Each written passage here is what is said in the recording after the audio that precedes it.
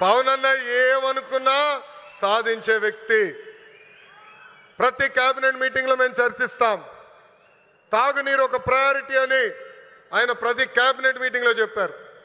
గత ప్రభుత్వం నాశరికమైన పనులు చేసింది, ప్రాజెక్ట్ని పక్కన పెట్టేసింది. తిరిగి కేంద్ర ప్రభుత్వాన్ని ఒప్పించి నిధులు కేటాయించి ఈరోజు ఆ ప్రాజెక్ట్కి టెండర్ స్థాయికి తీసుకొచ్చారు.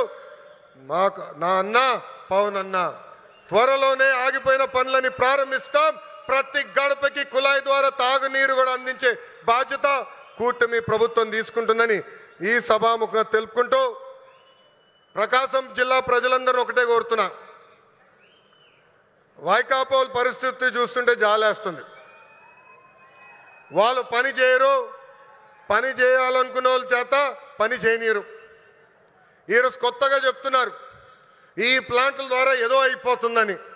వాళ్ళని అడుగుతున్నా, మీరు ఇంట్లో గ్యాస్ సిలిండర్లు వాడరా? కట్టెపొయ్యిలు వాడుతున్నారా? ఆ గ్యాస్ తయారు చేసే ప్లాంట్ ఇది. ఎందుకు మీరు అపోహలు కల్పిస్తారు? రండి, ప్లాంట్ చూడండి, వెళ్ళి మీ నాయకుడు చెప్పండి. అంతేగాని ఈ ప్లాంట్కి అడ్డు పడితే ఎర్ర బుక్లో మీ పేరు ఉంటుందని ఈ సభాముఖంగా వైకాపా నాయకులు నేను హెచ్చరిస్తున్నా. మంచి పని చేసాక వచ్చా, దమ్ము ధైర్యంతో ఈరోజు నిలబడి చెప్పగలుగుతున్నా. 10 నెలల్లోనే ఎవ్వరు ఉంచిన విధంగా ప్రకాశం జిల్లాకి నేను ఈ ప్లాంట్ తీసుకొచ్చా. అంతేగాని తప్పుడు ప్రచారం చేస్తే నేను మిమ్మల్ని వదిలిపెట్టనని ఈ సభాముఖంగా వైకాపా నాయకులకు నేను హెచ్చరిక చేస్తూ, నిజంగానే ఈ సమావేశం చూసినా, వేదికమైన ఉన్న పెద్దలు చూసినా, ఈరోజు ఈ కార్యక్రమానికి యాంకర్గా నిలబడిన ఉదయభాను మేడం గారిని చూసినా నాకు యువగలం పాదయాత్ర గుర్తొస్తుంది. ఆనాడు బీసీ గర్జన పేరుతో నేను కార్యక్రమం పెడితే ఉదయభాను గారు స్వచ్ఛందంగా వచ్చి ఆ కార్యక్రమానికి యాంకర్గా నిలబడ్డారు. బీసీ సోదరులు జరుగుతున్న అన్యాయం పైన ఆనాడు మేము పెద్ద ఎత్తున ఆనాటి ప్రభుత్వాన్ని నిలదీశాం. నిలదీసినందుకు మేడం గారిని కూడా వైకాపా నాయకులు ట్రోల్ చేశారు. అంతేకాదు వేదికమైన పెద్దలందరి పైన దొంగ కేసులు పెట్టారు. నా పైన కూడా 23 కేసులు పెట్టారు. ఆనాడే చెప్పా, ఆ సైకో పాలనకి ఈ తెలుగుదేశం పార్టీ తగ్గేదే లేదని. వాస్తవంగా ఈరోజు ప్రజలకి స్వాతంత్రం వచ్చింది. 94% సీటుల్లో ఎన్డీఏ ప్రభుత్వాన్ని మీరు గెలిపించారు. మా పైన బాధ్యత పెరిగింది. మీకు అహర్నిశలు కష్టపడతాం, మీకు అండగా నిలబడతాం, మీకున్న సమస్యలు పరిష్కరిస్తామని ఈ సభాముఖంగా హామీ ఇస్తూ, ఇక్కడ పెద్ద ఎత్తున తరలి వచ్చిన తెలుగుదేశం పార్టీ కార్యకర్తలు కూడా ఒక విజ్ఞప్తి చేయాలనుకున్నా. ఈరోజు వాస్తవంగా రిలయన్స్ కార్యక్రమానికి వచ్చా. గతంలో మీ అందరు చెప్పే, ఎప్పుడు నియోజకవర్గానికి వచ్చినా మిమ్మల్ని అందరినీ కలుస్తా, మీతో కూర్చుంటా, మీతో ఫోటోలు దిగుతానని హామీ ఇచ్చా. త్వరలో మళ్ళీ IIITకి శంకుస్థాపన వేసేదానికి నేను వస్తున్నాను. ఒక రోజంతా మీతో ఉంటా. అప్పుడు ఉత్తమ కార్యకర్తలు కలుస్తా. ప్రతి కార్యకర్తతో నేను ఫోటో దిగుతాను. ఈరోజు మళ్ళీ తిరిగి నేను గౌరవనీయులు ప్రసాద్ గారిని తిరిగి విమానం ఎక్కించాల్సిన బాధ్యత నాకుంది.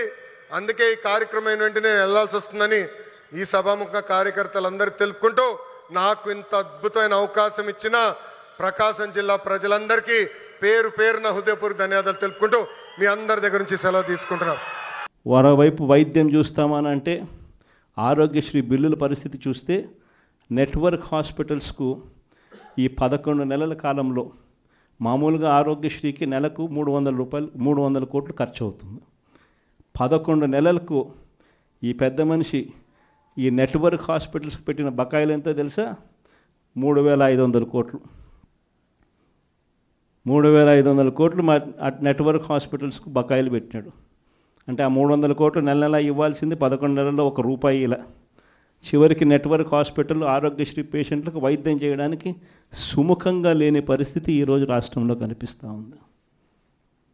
104, 108 అంబులెన్సుల గురించి నేను చెప్పాల్సిన పనుల, గవర్నమెంట్ హాస్పిటల్ గురించి అంతకన్నా చెప్పాల్సిన పనుల, ఇక వ్యవసాయం గురించి మీ అందరికీ తెలిసింది. ఒక్క పంటకు గిట్టుబాటు ధర లేదు.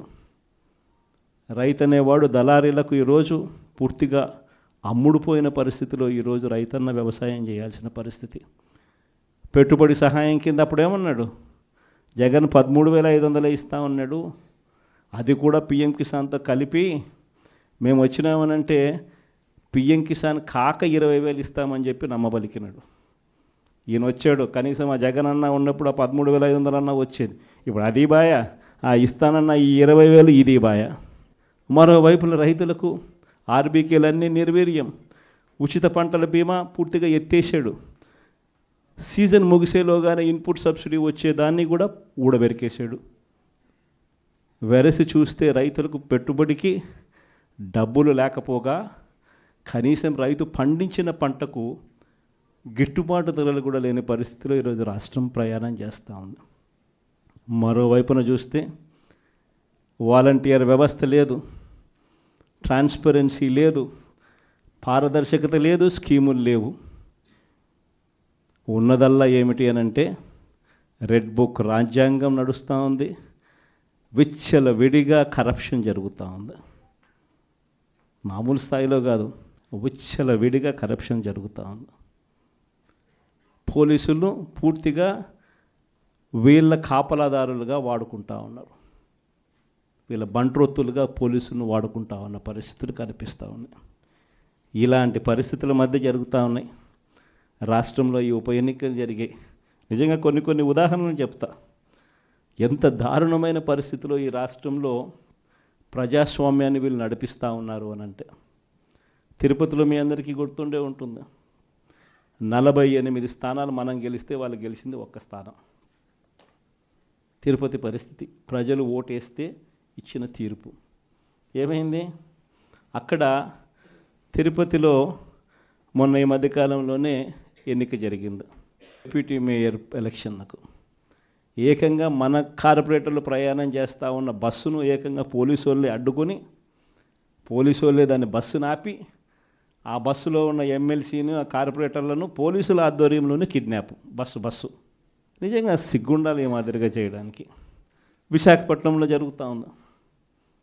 విశాఖపట్నంలో ఉన్న 98 స్థానాలకు 58 స్థానాల్లో 56 స్థానాల్లో వైసీపీ గెలుస్తుంది. ప్రజాస్వామ్యంగా మేయర్, వైసీపీ మేయర్. అలాంటి ప్రజాస్వామ్యబద్ధంగా గెలిచిన మేయర్ మీద అవిశ్వాస తీర్మానం. మన కార్పొరేటర్లందరినీ మనం క్యాంపులోకి తీసుకొని పోయి మనోళ్ళు పాపం జాగ్రత్తగా పెట్టుకునే ప్రయత్నం మనోళ్ళు చేశారు. క్యాంపులు లేకపోతే ఇళ్ళకు పోలీసులు వస్తున్నారు, వచ్చి భార్యలతో మీ మొగుళ్ళు ఏడుండారో మీరు చెప్పకపోతే మిమ్మల్ని స్టేషన్లోకి తీసుకొని పోతామని చెప్పి పోలీసులు.